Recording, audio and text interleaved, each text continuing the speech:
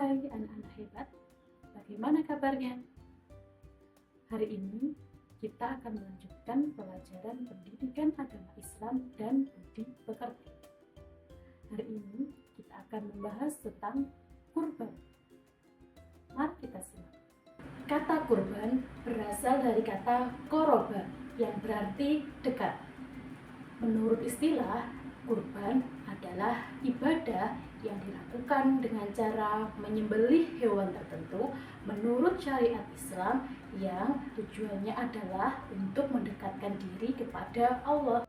Perintah berkurban terdapat dalam surat Al-Kautsar ayat 1-3.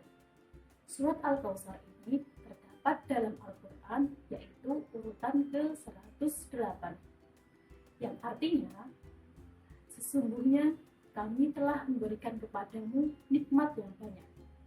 Maka dirikanlah sholat karena Tuhanmu dan berkurbanlah. Sesungguhnya orang-orang yang membenci kamu adalah orang-orang yang terputus. Kita lanjut ya. Hukum pelaksanaan kurban adalah sunnah muakkad. Artinya adalah sunnah yang sangat dianjurkan bagi yang mampu. Ada 3 hal yang wajib dilakukan Nabi Muhammad dan disunahkan kepada umatnya. Yang pertama adalah berkurban, yang kedua adalah sholat witir, yang ketiga adalah sholat duha. Itu menandakan bahwa tingkat atau level sunnah dari kurban itu sangat tinggi. Kita masuk dalam pembahasan ketentuan kurban. Ketentuan yang pertama yaitu ketentuan bagi orang yang berkurban. Yang pertama, dia harus beragama Islam. Orang non-Islam, walaupun dia mampu, tapi dia tidak boleh berkurban. Yang kedua adalah balik dan berakal sehat. Yang ketiga ada merdeka. Artinya, dia tidak sedang dalam perbudakan oleh orang lain. Yang keempat, dia mampu menyediakan hewan kurban. Ketentuan yang kedua adalah ketentuan tentang hewan kurbannya. Anak-anak tahu tidak apa saja hewan yang boleh dikurbankan? Ya, betul.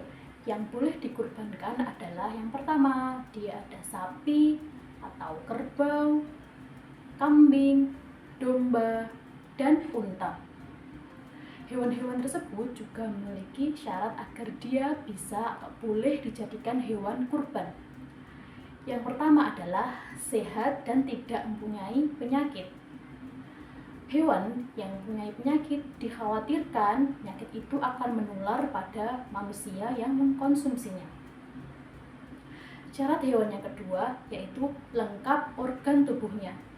Artinya, semua organ atau semua bagian tubuhnya masih lengkap. Misalnya sapi nih, sapi tidak boleh memakai sapi yang tanduknya patah misalnya, atau matanya buta, atau misalnya kakinya pincang. Ketentuan yang ketiga adalah sudah cukup umurnya. Anak-anak bisa melihat tabel di samping ini untuk mengetahui seberapa sih hewan yang sudah boleh atau sudah masuk umurnya dan bisa dijadikan sebagai hewan kurban. Ketentuan yang ketiga adalah jumlah hewan kurbannya. Istilah ini mungkin anak-anak sudah sering mendengar ya. Kalau hewan besar, misal sapi, kerbau, atau unta, itu diperbolehkan untuk 7 orang. Sementara kambing atau domba itu hanya boleh dipakai atas nama 1 orang saja. Jadi misal ada 7 orang yang akan berkurban hewan sapi, mereka boleh urunan atau mengumpulkan uang sebanyak harga sapi tersebut dan waktu dikurbankan boleh atas nama 7 orang tersebut. Ketentuan keempat yaitu waktu penyembelihan hewan kurban.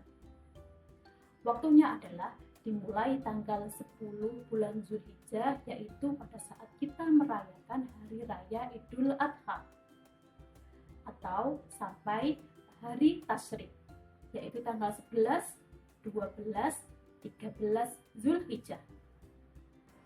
Yang kelima adalah ketentuan tempatnya. Tepat disunahkan dilakukan di tempat yang lapang agar bisa disiarkan kepada orang-orang, agar banyak orang yang tahu. Itu tadi pembahasan kita tentang hewan kurban. Ada yang masih ingat kita tadi membahas apa?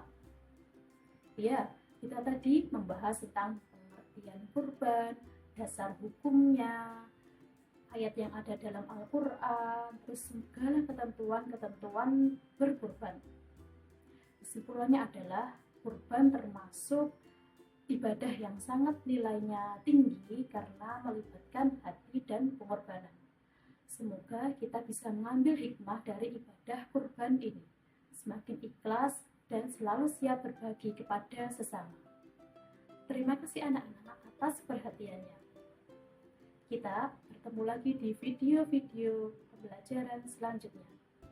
Semoga video ini bisa memberikan inspirasi kepada kalian untuk menjadi insan yang ikhlas berkorban. Saya akhiri. Wassalamualaikum warahmatullahi wabarakatuh.